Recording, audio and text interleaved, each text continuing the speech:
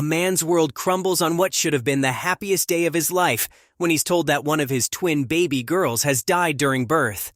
He lives with this dark agony for years until one day, a hungry little girl shows up on his doorstep, begging for food. It was the news that Alvin had been dreaming of for as long as he could remember, one that came like a miracle to change his life forever. When his wife Vanessa revealed she was pregnant with their first child, the 29-year-old family man was over the moon. Soon, the couple found out they were expecting not one, but twin baby girls. Alvin's heart swelled with a joy he had never experienced before. Tears rose in his eyes as he looked at the ultrasound images. His dream of having a big, happy family was finally coming true, and he couldn't wait to welcome his two little princesses into the world. Alvin knew Vanessa would be the best mother in the whole world, and he was determined to be the best father his daughters could ever hope for. With joy overflowing his heart, the dad-to-be prepared for the arrival of his babies. Throughout Vanessa's pregnancy, Alvin devoted himself to caring for her. He knew this was a special and important time for both of them. "How could you, you monster? How could you do this to our baby and me?" But sometimes Vanessa's temper flared up for no reason. Alvin was patient with those mood swings. He knew pregnancy could be tough on a woman. He shuttled between work and caring for his wife and took her cravings seriously. Alvin ensured that Vanessa was always comfortable, even if it meant putting up with her irrational temper and tantrums. As the due date approached, Alvin poured his heart and soul into making sure that everything, every little detail, was just perfect for his baby girls. So Alvin was determined to make his children's lives a fairy tale and even chose the finest pink to adorn the walls in their nursery and the dolls they would play with. But when the due date finally arrived, every parent's worst nightmare came true for Alvin. He impatiently marched outside the labor room where Vanessa was trying to push their babies out, and he was hoping to be called in soon. He found himself at a loss for words when he ran to the obstetrician who came out, wiping his hands after several hours. "Doctor, are my wife and babies all right? Can I see them?" Alvin asked the doctor, a look of eagerness and joy filled in his eyes. "I'm sorry for your loss. Only one of your twin babies survived," the doctor told Alvin and patted his shoulder reassuringly. The words seemed like a cruel blow to the father's heart. His joy was replaced by a deep, dark, aching sorrow that consumed him. Alvin couldn't believe that he had just lost one of his precious little angels before even holding her and feeling her tender skin in his hands. The news shook Alvin, and it felt like his world and his dreams were shattered into a million pieces. But despite his grief, Alvin knew he had to be a strong dad to his surviving daughter and marched into the ward to see her. "My little angel, my love. Daddy will do anything and everything for you, sweetie. I love you so much," Alvin cried as he held his baby girl Dolly in his arms. He promised his newborn child he would give her all the love and happiness he intended to shower on both daughters. As time passed, Alvin devoted his time wholeheartedly to caring for his baby girl. But Vanessa's grief had taken a different turn. Her temper was becoming unbearable day by day, and she started arguing with Alvin for no apparent reason. Alvin understood what his wife was going through after losing one of their babies. But even with time, Vanessa's outbursts saw no end. One day, he even confronted her for not holding or caring for her baby at all, and his wife's fury came bursting out. "How dare you blame me after what I've been through?" Vanessa yelled at Alvin. "I know I'm a mother. You needn't remind me all that time, and I'm not alive just to change the baby's poopy diapers and sing her to sleep. I need a break, and I want you to understand that carrying twins for 9 months wasn't easy for me. The least you could do is stop nagging and let me rest. You are responsible for her birth, and you should take care of her. Why is it always the mother who does it? If you really want, you can be her mama." Alvin was stunned. How could Vanessa not see that we both are going through the same grief, he thought. How could she not understand that this is the most delicate time for our baby? Alvin wanted to scream and break down, but he took a deep breath instead and took his baby to put her to sleep in the nursery. Months turned into years, and Dolly was growing up fast. Alvin loved watching his little daughter laugh and play, and he did everything to keep her smiling all the time. However, there was still something he couldn't possibly give her. a mother's love and attention. While Alvin was taking on work and the responsibilities of caring for his child, Vanessa spent all her time partying at the pub with her friends, neglecting her share of the latter. She turned to Alvin only when she needed his money or credit card, and barely stayed home or paid any attention to their daughter. With time, Alvin's marriage started to crumble, and he was always left alone with his daughter.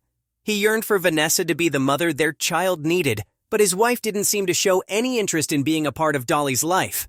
Alvin hoped that Vanessa would soon realize her mistakes and get back on track.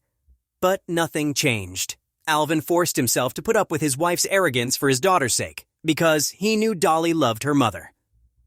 One day after dropping Dolly off at her play school, Alvin returned home to work on a project on his computer when he heard a loud knock on the door.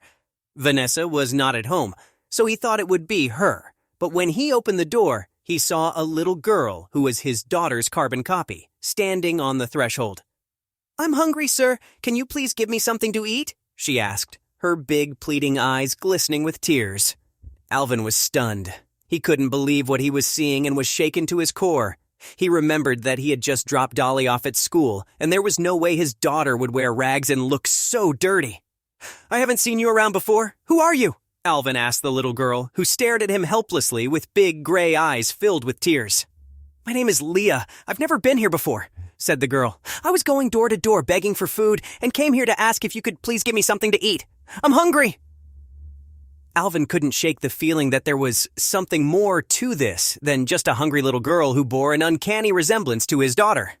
So he decided to get to the bottom of this and find out what was really going on and who this girl was. "Look here, Leah, I'll give you $100 if you take me to your parents," Alvin told the girl as he pulled out wads of money from his wallet. $100? Are you giving me so much money for real?" exclaimed the girl. "Yes, but before that, I want you to take me to your house to meet your parents. Get into my car." Leah agreed and led Alvin to her house near a landfill site, which was quite far from the neighborhood. His heart sank when he entered the girl's house.